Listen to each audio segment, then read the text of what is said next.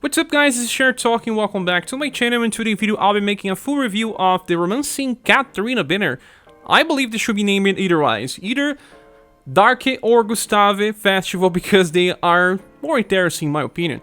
Katarina is a debuffer with damage scaling for boss fights. Gustave is a column attacker and a buffer for great sword users, will be useful in many farming scenarios. He's a little tanky. There's also Darque, farming and boss specialist with column attacks that also benefits those that have UDX, and there is also Forneus, this hybrid version of him that actually is a lightning specialist. Well, I'll start talking about Katarina. We have just so many versions of Katarina that they don't even fit the screen, so I just sorted by the most important ones. In the top we have here the Global X Summer style, then we have the current one called Power Awakened. Pride Regained, it's her UDX style, and the importance of long hair is her welfare version. Well, we can compare them all, and the Global X style is more tanky, even has the highest STR of all, but pretty small difference with Power Awakening only losing on 1%. By endurance, she's also the highest one, because she even has a damage passive that decreases damage, so 85 against 59. Dexterity is pretty much similar. Her agility is higher now because she's a debuffer and want to debuff before the enemy attacks. Then her intelligence is 95. It's super high because she needs intelligence to debuff, so that's why her endurance is low. She needed to sacrifice. Her will is 61, so as you can see, both status are pretty similar, will and endurance.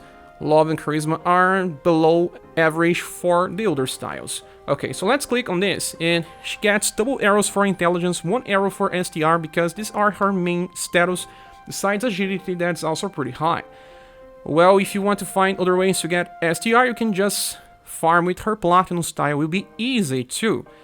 Getting back to the style, she lacks damage reduction passive, so she's not as tanky as the Global X, like I said, so you have to remind that if you are bringing her to a fight instead of the Global X, because you will be sacrificing sustain in order to do more damage over turns. Okay, for passive number 1, we have Mastery 1 STR and Agility. On the start of a turn, she buffs 5% STR, 5% Agility, and recovers 1 BP.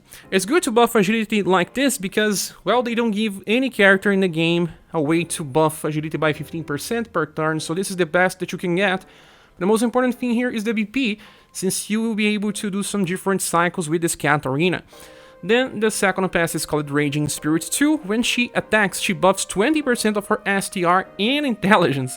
Well, this is very good. And premium levels, we can compare this to Zosma. Zosma also has the same mechanic. Raging Spirit 2. Zosma is also a debuffer and he attacks with both STR and intelligence based attacks. Katarina is focused only on physical STR based attacks, but intelligence is needed to increase her chances of debuff.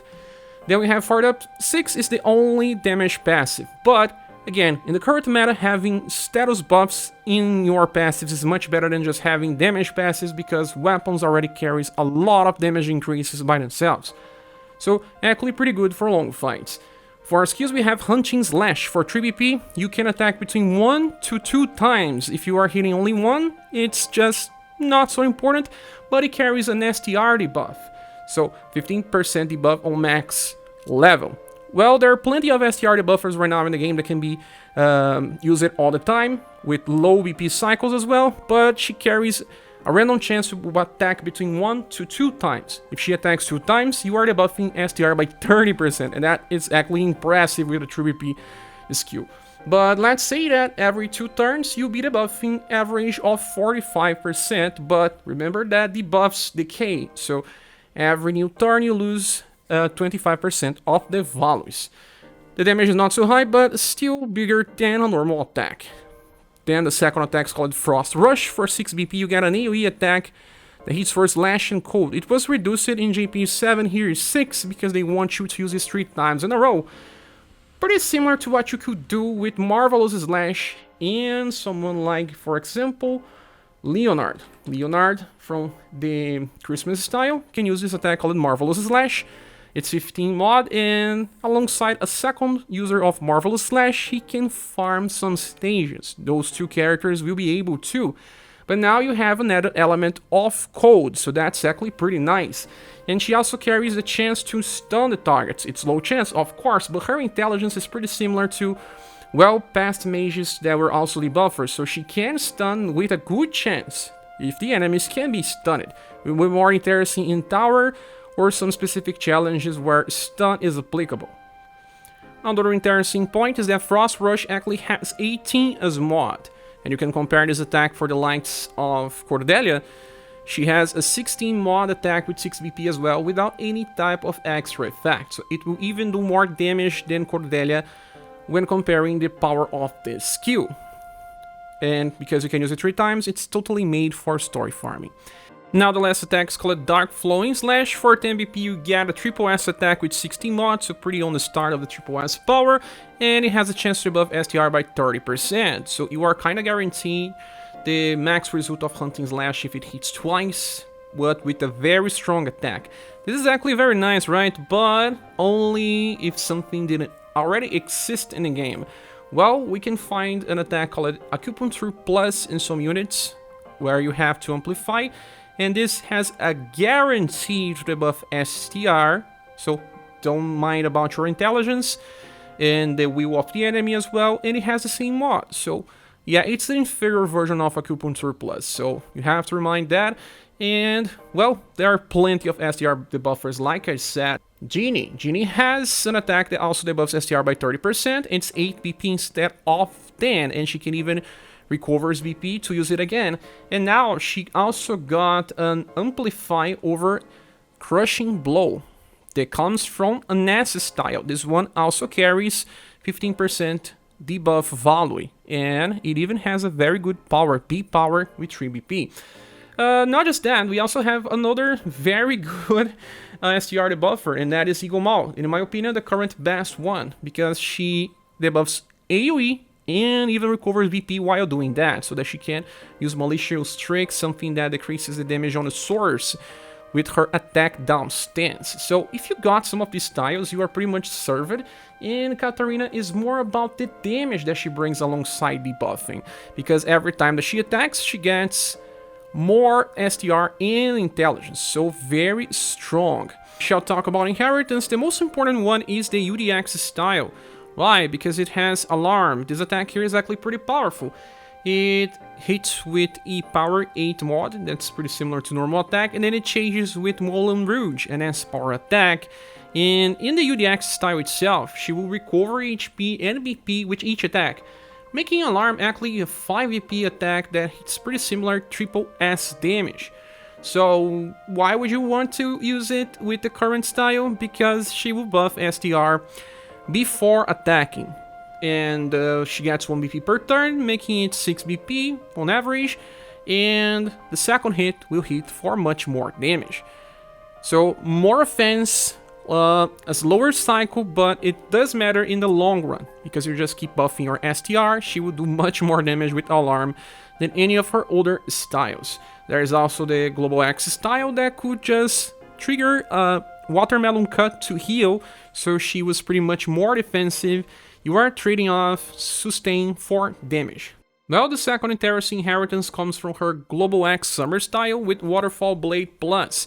This is a column attack with 8 power slash in code, and cannot be used 3 times in a row with the Summer X style, but can be used by the Welfare style that actually buffs her STR by 25 on the start.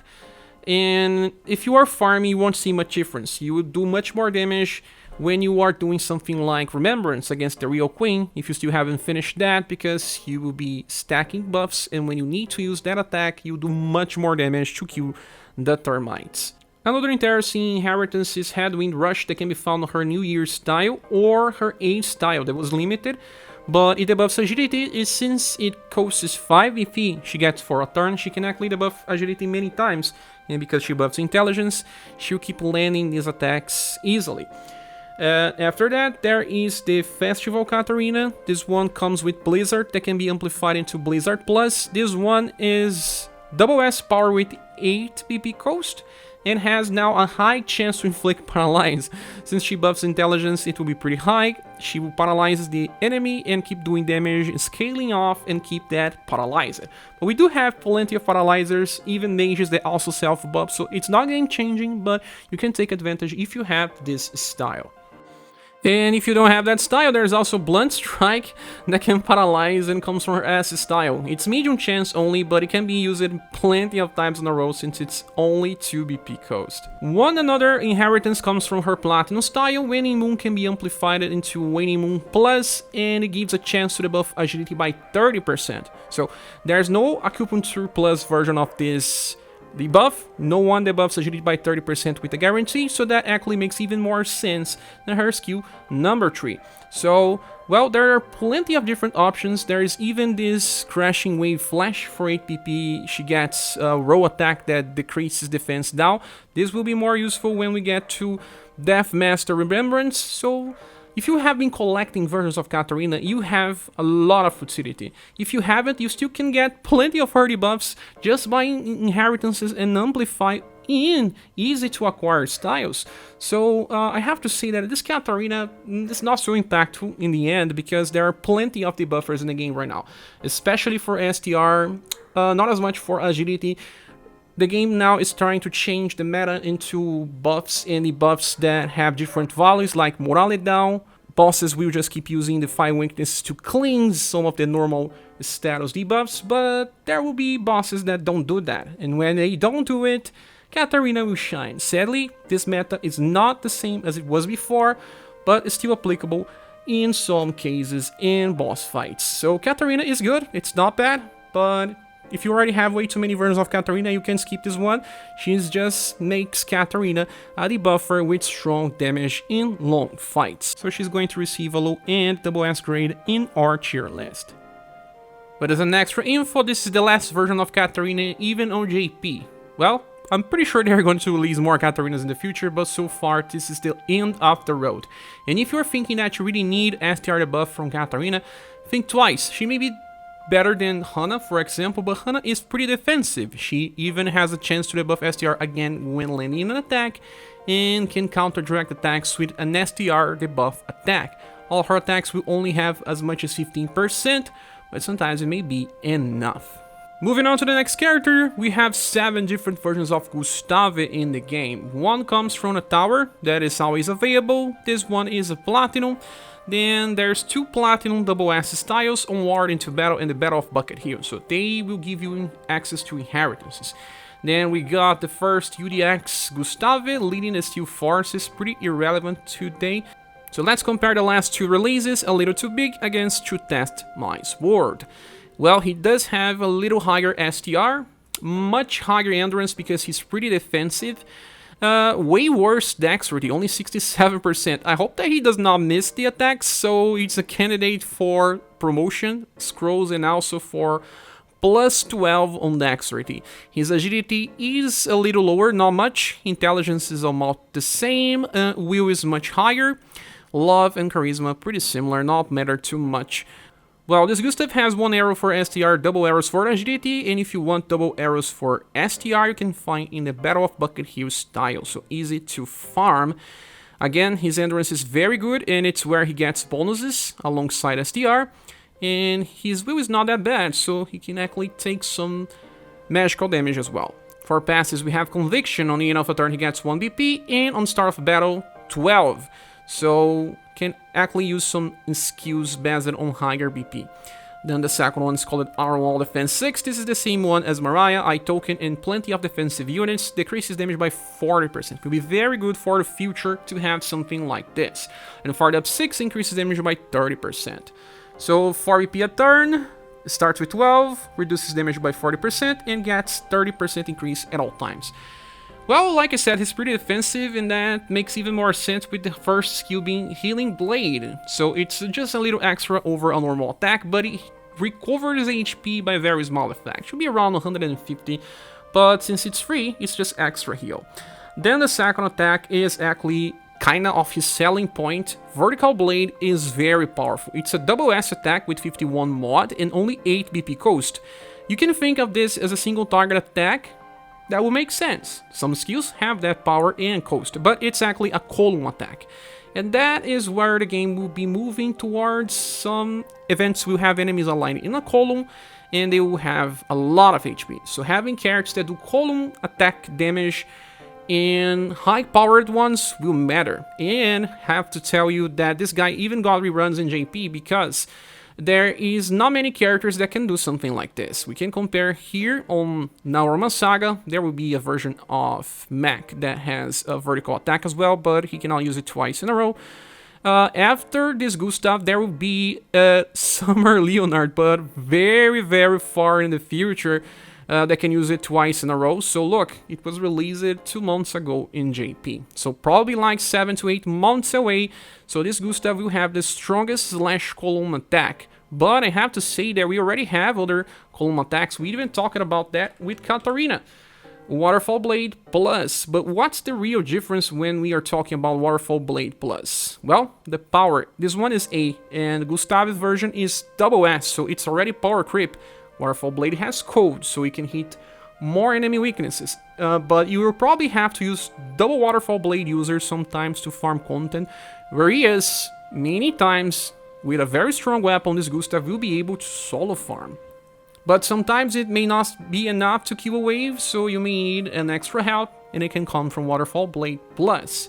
Whereas you have to use 3 characters you'll be using 2. So it's kind of similar with Arthur's case, where his damage is just so high that he can replace 1 unit in the squad. So the impressive thing is that Vertical Blade is not just strong, he can be used twice because of Conviction. That's what makes him relevant for the future. The next attack is called Brave Impact. With 12 VP coast, you get a single target fast attack that uses slash damage only. 6-3 mod is not that high, but it will grant all surviving allies a secret technique Greatsword buff. Yeah, this is new. It lasts for 3 turns, but I have to explain what exactly this one does. Okay, now we are on Naorama SaGa. We can check Brave Impact. This one will buff 25% damage to all Greatsword users.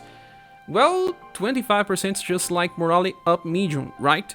But you can stack those 2 buffs. You can just buff Morale Up and then Secret Greatsword to increase the damage by a lot. And usually Morale Up buffs that are medium don't last for 3 turns, so he can use Brave Impact in a formation where you have many Greatsword users, buff them all, and then cycle this every 3 turns, so it's always active. It matters much more in Remembrance battles because everyone will be buffed. You can only use Greatsword users anyway.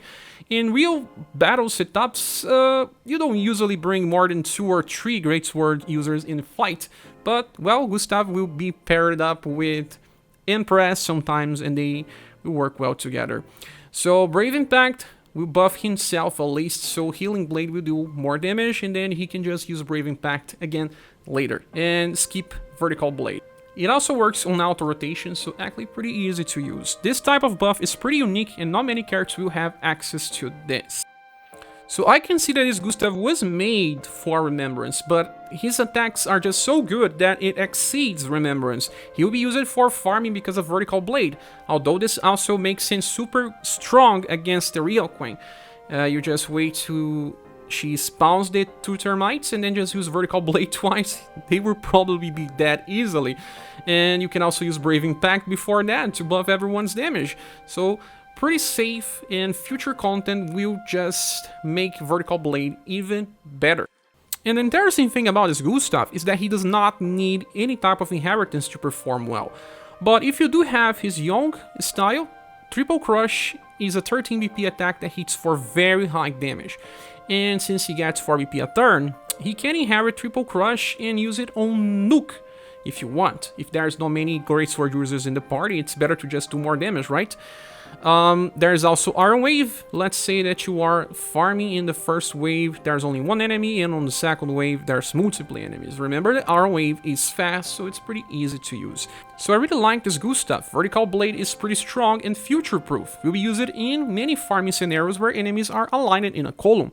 Brave Impact will always be relevant for Remembrance battles, so 2 selling points on the same character. I have to say that it's not like you really need him you can use 2 Waterfall Blade users in most content, whereas sometimes you can use only him. If that matters, if that speeds up for you and you like characters that have strong attacks, maybe Gustave will help you, but if not, you can live without him. He's still going to receive a high WS grade in our tier list. And do you know what's good? There is a future version of Gustave on JP, and this one has access to 2 very interesting things. The first is this attack called Steel Supremacy Flash that buffs defensive stance, decreasing magical attacks by 35%. This is actually very nice. And you can use this together with Ward Up to decrease damage even further. Good thing is that he also gets access to 4 BP a turn. That means that he can keep this buff active at all times. The only problem is his agility, since it's not a fast attack, so pretty similar to Rofa's problem as well. And he's also a cover tank, so he decreases damage when he's covering, and multiple covers can even work in the future with some setups. Now the next character is Forneus. There are 4 different versions of Forneus in the game. The S style is a welfare given out in some events and has one very interesting inheritance. And then there is the monster version, Invitation from Abyss. This one is a counter specialist for cold damage. Then Sinistro of the Sea, that is a farmer in Gypsy Departure that tries to be a mix of farming and bossing, but is a pretty strange character nonetheless. Well, he isn't hybrid, so he suffers from hybrid problems, but at least he does have 105% just like his past style. His endurance is 69, it's the lowest value for all styles. Dexterity is 67, very bad. Agility is on 86%, not so good. Intelligence is 110, you see that higher than STR. Will is not so high, so yeah, he takes a lot of damage.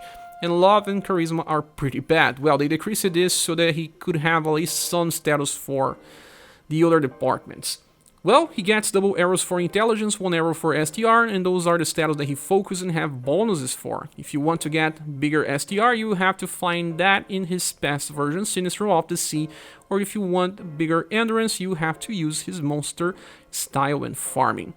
Then for passes, we have Lightning Ward. He will nullify all attacks that have lightning damage. So if an attack has cold plus lightning, the damage will be 0. And when being directly attacked, he will counter with his attack called Electro Hail. That's a spell with C power, cold and lightning damage. Well, let me tell you, the counter is pretty whatever. It doesn't do much damage, but negating lightning can be interesting. Well, it's not exactly that common element in boss fights, but may help you sustain better. You can place in a formation like Rising Phoenix X in the middle. If the enemy has many single target attacks, you can sustain better by moving all attacks towards this Forneus. Then we have Mastery 1 STR in Intelligence, buffing both status for 5% and giving access to 1 BP. That will matter in his build. Then Fired Up 6 increases damage by 30%. So you can see that when he has to focus on 2 status, he doesn't have very big buffs to do damage. Only 5% for both. Doesn't matter that much, but at least keeps buffs active all time. Now for skills, the first one is actually a spell. So yeah, this Forneus needs a water spell to work on full potential. Lightning Plus is a skill that was amplified, and it has 0 cost, so you can use it for free. E power 9 mod, so a little extra than a normal, but it has medium chance to inflict paralysis. His intelligence is pretty big, so yeah, he will be inflicting paralysis most of the time if the enemy doesn't have resistance or a very, very high will. Then the second skill is Sprinkle, and this one is actually... But this skill is easy to find, and there are plenty of paralyzing inflictors in the game. Then the second skill is called Sprinkle. For 6 BP, he gets a Piercing Cold attack with C power and 16 mod. This is not a new attack. And I have to show you Cordelia, that has it with her last style. Sprinkle here, so she can also use it 3 times in a row. And there are other characters with similar setups, like Primera. She has access to a Pierce and Heat attack with the same mod, and she even has higher damage output right from the start. So for farming, there are alternatives. Sprinkle is nothing special, and even then you can look on his own attacks. His human version has access to Hydrocyclone. This one can use it twice in a row, so in events that has 2 waves, Hydrocyclone is stronger. But if you have 2 waves, like story farming, Sprinkle may work better. Then the last attack is called Thunderous Fury. For 8 PP only, you get an attack that hits 3 times with deep power and lightning damage. Well, if you only consider the 3 hits, it's just like low power triple S damage, so already good by itself. But they changed it in global, and now for each hit he buffs his intelligence by up to 25%. This attack reminds me of 2 things. The first one is Mirza Left Fork, where he buffs his STR with each hit, right? But also Scatter Explosions from Polka. Polka uses 9 BP to hit between 3 to 5 times. Well, when he hits 5 times, it's a lot of damage, right? But he does not buff himself. Forneus will buff himself, so the second hit will do more damage, then the third one will do more, and if you can use Thunderous Fury many times in a row, damage just scales off and will compensate having only 3 hits at all times. And if you are bringing him for farming, he's going to cycle Thunderous Fury very easily. Just leave Sprinkle on 8, he opens with Thunderous Fury, then Lightning Plus, and then Thunderous Fury again, and so on. But if you are bringing him on a boss fight, I don't know if you will, but then you can just open the fight with Lightning Plus till turn 3, where you have 18 BP.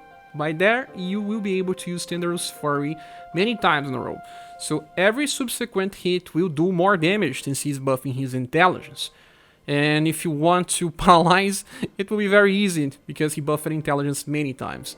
So there is some utility here. Lightning damage is pretty rare, so he doesn't have that many competition, besides Madeline being a champion as well. But there's another one, and that is Elicit. If you have Elicit, he offers less for you, because she's also a Paralyze Inflictor and has Gale Thunder that hits between 2 to 4 times with 6 BP. Also has Lightning Plus. She cycles between Gale Thunder and Lightning Plus, but right now she doesn't have a staff with dual elements. Maybe in the future when she gets a new style. So Elicit got affected by the current meta. Well, Forneus is what you see. Inheritance makes no sense to him, since his past styles were actually physical, and he wants to buff intelligence by use of Thunderous Fury, and then use Lightning Plus when he doesn't have enough BP. Sprinkle barely matters when farming, because there's plenty of alternatives to this, but he only stays relevant because lightning damage is pretty rare, and you can stack and use it on boss fights, although he's pretty fragile for that. He also works on raids if you want so. And if you are missing out on lightning damage, he will serve you well. That's why he's going to receive a mid double S grade in the tier list, mostly because of negation and nuke potential. Now the last character is Darque, and there are 4 different styles of Darque in the game. Well, the bottom one is an S style from Tower, available to anyone anytime. The toppest one is a Welfare, given out in some events. And then the first limited is called Guild Master, UDX style that has returned at least 2 times in the past. And then reviving the guild, the current one. We can compare those 2. Well, Endurance is almost the same, with a little higher here. His dexterity is 19% higher. Agility is now 100, already higher than the past one that was pretty good. His intelligence is almost the same, with will being a little higher, so he's going to take a little less damage. Love and Charisma don't matter too much. Well, clicking now on this Darque, he has arrows for dexterity and will, and bonuses for agility and dexterity. So yeah, pretty good for farming, so he attacks before the enemies. But he will take damage in boss fights. Now, if you want to get double arrows for dexterity, you're going to farm with his UDX style. Or double arrows for agility, you're going to farm with his Welfare. Now, let's talk about passives. The first one is called Knockout Spirit 3. When landing an attack, increases his dexterity by 20%. This is already a good thing, right? You don't need anything else. Buffing 20% when attacking is good. But then when he lands a critical attack, he recovers 3 BP. We'll talk more about this later. Now, Energize Dexterity and Will. On the start of a turn, he gets 15% increase to Dexterity and Will. And this is before he attacks, so this one will be active on turn 1, increasing the damage of this character. And he will stay strong in boss fights for Will. That means lowered magical damage and less chance of being debuffed or inflicted with status ailments. And now the last passive is called High Lethal Tension, increasing damage by 20% at all times, but also 30% more when dealing critical attacks. So yeah, he is a specialist for critical attacks. Now for skills we have Shadow Lunge, a single target attack with 3 BP, and deals Pierce and Shadow damage with C power and 20 mod. The good thing is that on 21 mod it's already B damage, so it's pretty on the end of the C power. And it hits critical for humans and beastmen. And this can trigger his first passive called Knockout Spirit Tree, and when it triggers he gets 3 BP back. So it's just a free attack with good damage. But more for boss fights, because when farming we don't want just C damage. Now the second skill is called Bloody Harvest. For 8 BP, what you get is a column attack with both Pierce and Shadow again, and it hits for critical against humans and beastmen. Well, we just saw a column attack with Gustave, and his one is a little stronger, but he doesn't have critical, and he does not buff himself before attacking, so Darque deals similar damage and even can hit critical and get 3 BP back. And if he does, he can use this twice in a row when farming. So, very strong attack by itself. And if you have a stage where the enemies are aligned in a column and they are either human or beastmen, you can use it twice in a row. But Bloody Harvest can also be inherited into his UDX style if you have, and he will always attack twice because this one has 13 BP on start. And it will make him very strong when farming. Remember that in the Forged Weapon meta, buffing status matters more than just having multiple damage passives.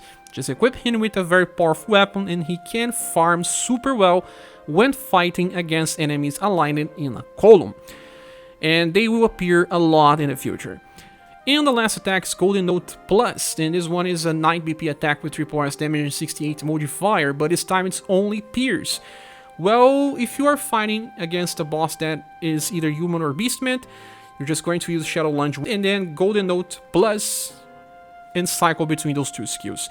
Bloody Harvest will be more used in Remembrance Battle because when the Real Queen spawns the termites, they are aligned in a column. So if you didn't clear the Happier Remembrance, this will help you a lot. Well, for inheritance we don't have that many options. You can go for his S style and inherit Paralyzing Trust, a 2 BP attack that buffs Dexterity. They are not so common, so this may help, but he doesn't have that much intelligence, may just fail to land the buffs without other people buffing his intelligence. Now from the Welfare style you can just inherit Sword Ballet Plus. That means it's just a stronger AoE attack if you really need full AoE and you are farming. And from the UDX style, there is Throwing Knives. This one is a very cheap AoE attack and can be used if you are on a boss fight with plenty of minions. So you start by attacking them and then you decide to focus on just the boss with either Bloody Harvest or Golden Note as attacks. Well, this Darque has a lot of damage potential in long fights, but not just that. With Bloody Harvest inherent into his UDX, he's going to be a prime farmer by attacking column aligned enemies, and this, like I said with Gustave's review, is going to happen a lot. Well, and like I said in Gustave's banner, this type of damage is not easy to find. For Pierce, what we have is a future version of Monica that even heals when she attacks, and she can use it twice as well, but it's just about then both. Other characters will have higher power, but a bigger cost, they cannot attack twice. But attacking twice is exclusive to fighting against humans or beastmen, or if you have UDX Darque. And I have to say that having UDX makes this one much better, and he will stay relevant for future farming and many type of things. With the UDX, if you want to go for very strong attack, you have Kaleidoscope. If you want to do double Sword Ballet, you have that for full AoE enemies. If you want to attack column, you have Bloody Harvest. He's going to be one of the best Pierce farmers in the game with access between those two styles, so increases the potential and value having both. Without it, it still works, but not in the same capabilities. It's not like Gustave that does not need inheritance to perform on premium levels. That's why I don't know if I should recommend you can wait for Monica, for example. But even without inheritance, the attacks he has access to makes him a very powerful character for farming or boss fights. And that's why he's going to receive a mid SS grade in our tier list. Now back to the banner image. Is this banner worth summoning for? Well, Do you have UDX Darque? Do you like to have the best farmers? Well, then the answer is yes, because with UDX Darque, this Darque and this Gustave, you have some of the best farmers for column damage in the future, and they will stay future-proof. But besides those two, Katarina and Forneus are not essential. They are not must-haves. They have plenty of alternatives in the long run. So you are aiming for two very good styles and two other ones that have lower utility. But still, they are not exactly bad. You can find usages for them. But it's all a matter of what you're missing and what you prefer in the game. If you prefer boss killers, then maybe this banner won't offer you too much. And there's yet another banner in town, that is the Robin's banner that I'll be making a review today along the day. So you can wait to see that review, or even 1 week to check the next banner, since it may be good as well. So you have to decide also based on the amount of gens you have. You don't need to get all characters in this game. Choose based on your preferences of gameplay. I think the Darque and Gustave are on top, and then Katarina and Forneus are kind of tied, and I don't know which one is better. They are different.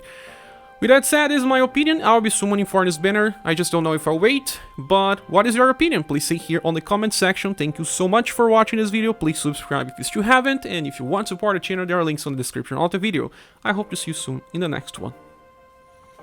Bye.